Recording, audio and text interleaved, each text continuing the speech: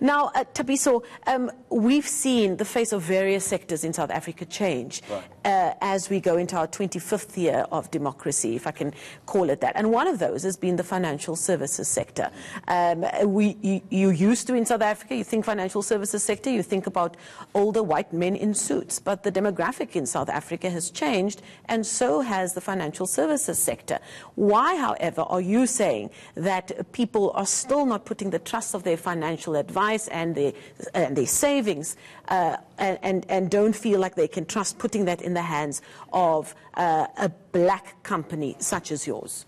Thank you, Marcel, and thank you for this opportunity for us to be able to ventilate such issues with yourselves, with the rest of South Africa. But our view really is that because historically black South Africans weren't opened to being able to participate at having assets, for example, that they can insure, and being able to interrogate upon a platform of insurers where they would possibly insure those assets and or disposable funds that they are in a position to want to invest.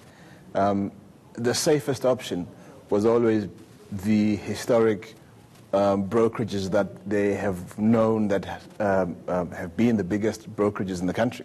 Now, what we're trying to say is that there's black FSP out there and a huge growing segment of black financial services entities that are stepping up and saying, listen, we are able to offer the right type of advice, the type of advice that any other FSP, whether it be a gentleman in a suit, a white gentleman in a suit, we are able to offer just as good as the same advice. And what we're trying to do, though, is that we're trying to get South Africans to be able to start being able to allow us to be able to advise them accordingly.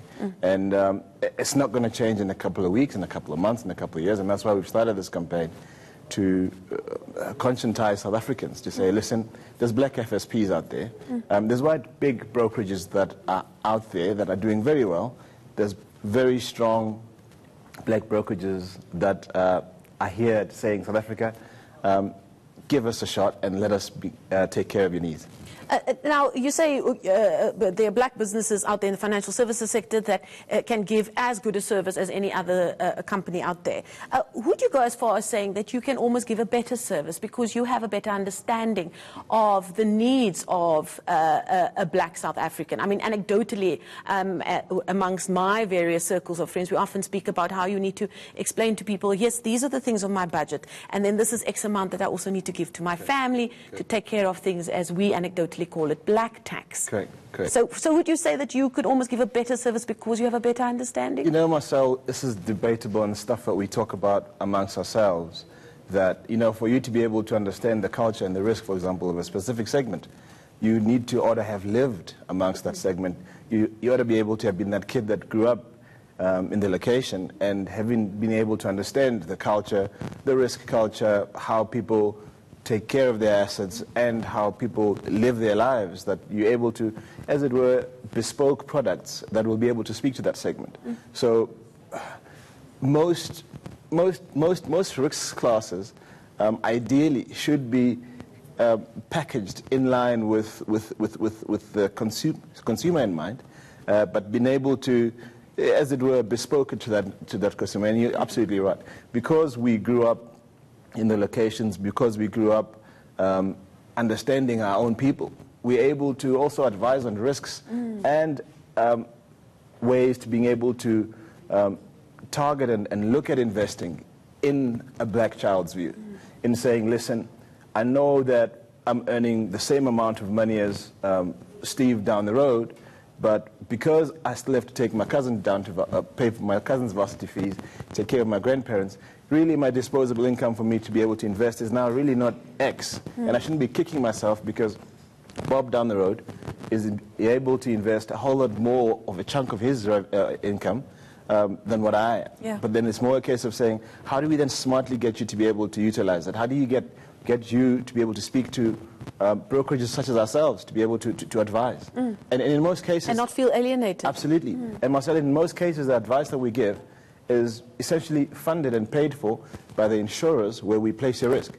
So you find that there is no element of a fee that you'd have to pay to us, specifically when I'm speaking now short-term insurance and those type of segments where that fee is taken care of by the insurer. But we then sit there to be able to sit and say, how do we assist this client, be able to do annual reviews on their risk, being able to get them to understand things such as loss ratios, being able to understand what is good palatable risk, assessment by clients, etc. You know, but look, it's going to take a while. Wow. Now this is a very important conversation. We unfortunately need to end it, but you've started this campaign as a member or as a CEO of Matswale Financial Services. Very quickly, tell us how you're going to go about getting these conversations out there to try and get people to talk about this very important issue. Essentially, what we're trying to do is that we're trying to engage people through closed forums, through social media, through engagement at every platform that we're able to leverage, and this is why we're here, to be able to kick off this type of... Are you calling it something? Is there a hashtag people can look up if they want to be part of the conversation? At the moment, what we're trying to do is we haven't started a hashtag yet, but we're intending it to be a movement. Okay. So we're intensifying the communications. We're going to be on TV, we're going to be on radio, we're going to be on social media, and we're hoping that the wave will grow. And in the meantime, they can look Matswale Financial Services up if they want to Which is start. Matswale FS, correct. Fantastic, and they can try and find you there and be part of this conversation. We wish you all the best with that campaign and getting people talking. He is Thabiso Duda, the CEO of Matswale Financial Services. Thank you for coming in.